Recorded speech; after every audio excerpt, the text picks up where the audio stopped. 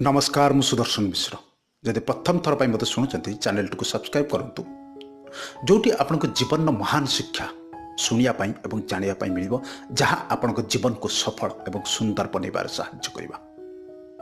पुणी थे आपण समस्त को स्वागत करुच्ची जीवन किसी महान शिक्षा माध्यम आज ए सुंदर वीडियो माध्यम आम स्वामी विवेकानंद जीवन दुईटी अमूल्य शिक्षा जानिबा। स्वामी विवेकानंद जीवन दुईटी सत्य कहानी आम ये वीडियो माध्यम शुणा एवं से सत्य कहानी पछरे लुचि रही दुईटी अमूल्य शिक्षा को आम आम जीवन में निश्चित भाव में प्रतिपादित करवा, जीवन निश्चित भाव में प्रतिफलित करवा, जहाँ आम जीवन को सफल सुंदर एवं यशस्वी बनइबार साहाय्य करिबो। स्वामी विवेकानंद ये भारतवर्षर गर्व एवं गौरव, यशस्वी सन्यासी जे कि अल्प बयस सारा विश्व भारतवर्षर नाम को स्वर्ण अक्षर लिपिबद्ध कर जाइछन्ति। विवेकानंद स्वामी विवेकानंद जिते भारतवर्ष धीरे धीरे प्रख्यात हेले सेतेबेले अमेरिकार ताको निमंत्रण मिलिथिला भारतवर्षर संस्कृति एवं गौरव विषय रे किछि आलोचना करिया पई। आपण माने एक समस्ते जानिछन्ति ए सुंदर वीडियो टिकी ए भारतवर्षर ए ओडिशार प्रत्येक मनीष शुणा बहुत जरूरी बहुत आवश्यक। तेणु ए वीडियो टी निश्चित भाव में शेष जाए शुणु आपण जीवन में बहुत परिवर्तन आनिबो। जितेबले तांको अमेरिकार निमंत्रण मिलता से बहुत खुशी होते कारण से आम देश आम जाति आम संस्कृति को बहुत भल पाते। तांको बहुत खुशी होता जे मते सुजोग मिली ये महान संस्कृतिर गुणगान करने से से खुशी होते एवं धाई जाइए गुरु पाखक। आपण माने समस्त जानती विवेकानंद जन बहुत बड़ गुरु भक्त थे, किंतु दुखर कथा सेतेबेले तांकर गुरु रामकृष्ण परमहंसଙ୍କର देहांत हो सारी से घरे जाई पहुंची सेतेबेले से देखिजंती गुरुमाता किसी कार्य व्यस्त अच्छा। से ठीक करचंती मु गुरुमाता को ए विषय रे कहिबी, तांको पाखरु आशीर्वाद नहीं अमेरिका को यात्रा करी। जितेबाला जाए खुशी सहित गुरुमाता पाखे ए सब जिन कहते गुरुमाता बहुत खुशी होती बहुत सुंदर कथा नरेन तुमको सुजोग मिली आम देश आम संस्कृति आम जातिर ख्याति बढ़ाई। सेतेबेले विवेकानंद कहते माते मते आशीर्वाद दिंतु मु मो कार्य सफल हुए। सेतेबेले गुरुमाता कहते नरेन तुम्हें आज फेरी जाओ मु तुमको काली आशीर्वाद देवी।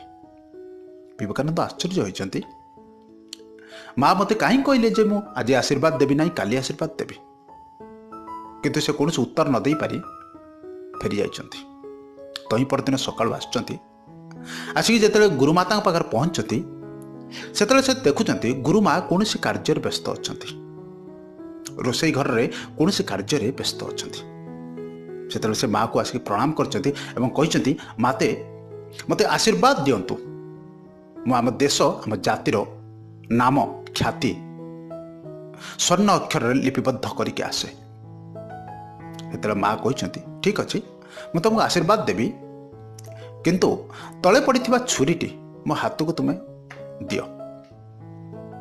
विवेकानंद से छुरीटी को उठे माँ को हाथ को देइचंती। सेतेबेले तांको मुंड को प्रश्न आछी छुरीटी को उठाई माँ को हाथ में दबा सहित आशीर्वाद दबार कौन संपर्क अच्छे। किंतु जिते छुरीटी दे सारी माँ से तो कहते जाओ नरेन कार्य सफल हुआ, ख्याति अर्जन कर, आम देश आम संस्कृतिर ना को उज्जवल कर।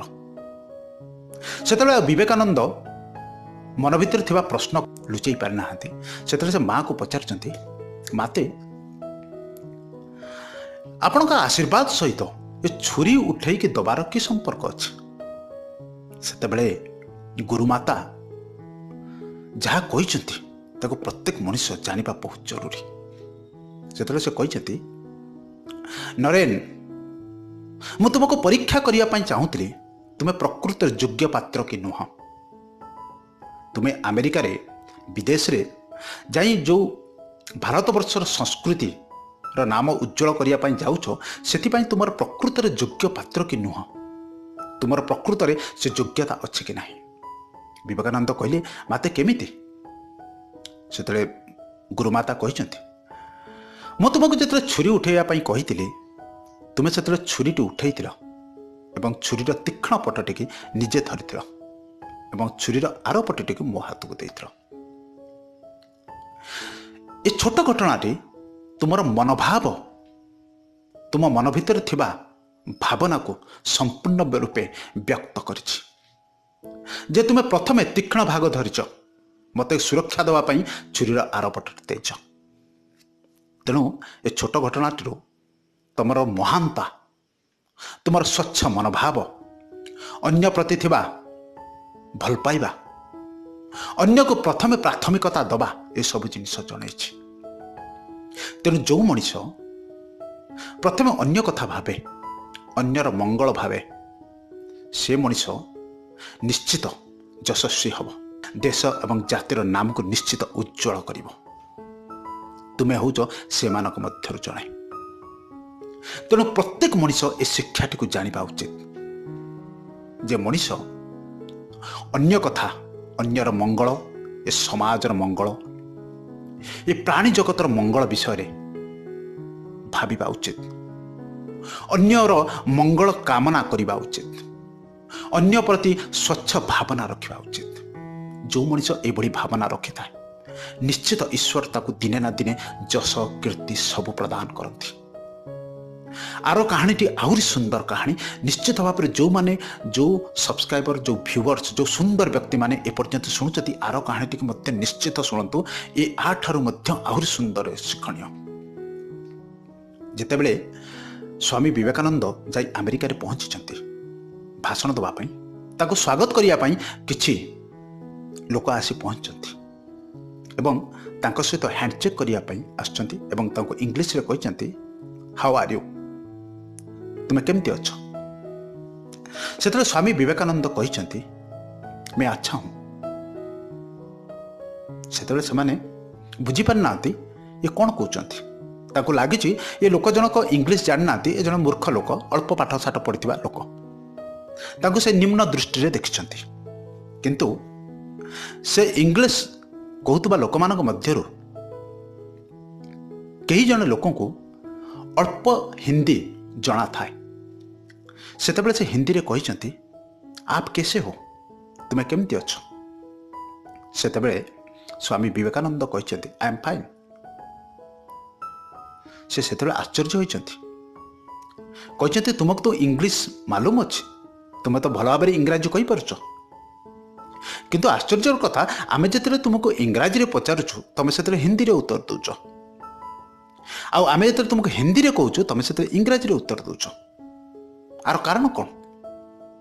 ସେତେବେଳେ ସ୍ୱାମୀ ବିବେକାନନ୍ଦ ଯାହା କହିଛନ୍ତି, ଏ ଦୁନିଆର ପ୍ରତ୍ୟେକ ମଣିଷ ତ ନିଶ୍ଚିତ ଭାବରେ ଜାଣିବା ଉଚିତ। ସେତେବେଳେ କହିଛନ୍ତି, ଆପଣ ଯେତେବେଳେ ଇଂରାଜୀରେ ପଚାରୁଛନ୍ତି, ମୁଁ ସେଥିରେ ହିନ୍ଦୀରେ ଉତ୍ତର ଦେଉଛି। କାରଣ ଆପଣ ଯେତେବେଳେ ଇଂରାଜୀରେ ପଚାରୁଛନ୍ତି, ସେତେବେଳେ ଆପଣ ଆପଣଙ୍କ ମାତୃଭାଷା, ଆପଣ ଦେଶକୁ ସମ୍ମାନ ଦେଉଛନ୍ତି। ଆପଣ ଆପଣଙ୍କ ମାତୃଭାଷା କହି ଆପଣ ଦେଶର ସମ୍ମାନ ରକ୍ଷା କରୁଛନ୍ତି। ଆପଣ ଯେତେବେଳେ ଆପଣ ମାତୃଭାଷାକୁ ସମ୍ମାନ ଦେଉଛନ୍ତି, ସେତେବେଳେ ମୁଁ ମୋ ମାଆକୁ ସମ୍ମାନ ଦେଉଛି। ମୋ ମାଆ ହେଉଛି ହିନ୍ଦୀ, ମୋ ଦେଶ ହେଉଛି ଭାରତ। ଆଉ ଆପଣମାନେ ଯେତେବେଳେ ମୋତେ ହିନ୍ଦୀରେ ପଚାରୁଛନ୍ତି, ସେତେବେଳେ ଆପଣ ମୋ ମାଆକୁ ସମ୍ମାନ ଦେଉଛନ୍ତି, ମୋ ମାତୃଭାଷାକୁ ସମ୍ମାନ ଦେଉଛନ୍ତି। ଆଉ ଆପଣ ଯେତେବେଳେ ମୋ ମାତାକୁ, ମୋ ମାତୃଭାଷାକୁ ସମ୍ମାନ ଦେଉଛନ୍ତି, ମୁଁ ଆପଣଙ୍କ ମାତୃଭାଷାକୁ ସମ୍ମାନ ଜଣାଇବା ପାଇଁ ଇଂରାଜୀରେ କହୁଛି। କେତେ ସୁନ୍ଦର ବିଚାରଧାରା, ଆପଣମାନେ କୁହନ୍ତୁ। ସେତେବେଳେ ସେ ପ୍ରଥମରୁ ଜାଣି ଯାଇଛନ୍ତି ଏ ଜଣେ ସାଧାରଣ ଲୋକ ନୁହନ୍ତି। କେତେ ସୁନ୍ଦର ଶିକ୍ଷା। ଯେଉଁ ମଣିଷ ନିଜର ଭାଷା, ନିଜର ଦେଶ, ନିଜର ଜାତି, ନିଜର ସଂସ୍କୃତିକୁ ଭଲ ପାଇବା ସହିତ ଅନ୍ୟର ଦେଶ, ଅନ୍ୟର ମାତୃଭାଷା, ଅନ୍ୟର ସଂସ୍କୃତିକୁ ସମ୍ମାନ ଦିଏ, ତାକୁ ସାରା ବିଶ୍ୱ ସମ୍ମାନ ଦିଏ। तेणु ए सुंदर दुईटी महान शिक्षा को सुंदर दुईटी अमूल्य शिक्षा को प्रत्येक मनीष प्रत्येक भारतवासी प्रत्येक ओडिशावासी जीवन में लगेगा उचित। चेष्टा सब बेले जारी रही सुंदर सुंदर कहानी सुंदर सुंदर शिक्षा आपण पाखे खोजी खोजी पहुँचाइबा यही तो हूँ जीवन प्रधान उद्देश्य जे आपण जीवन में सुंदरता आसू आपण जीवन में महान शिक्षा प्रतिपादित हो आपण जीवन उज्जवल हो उठू आपण जीवन सफल हो उठू।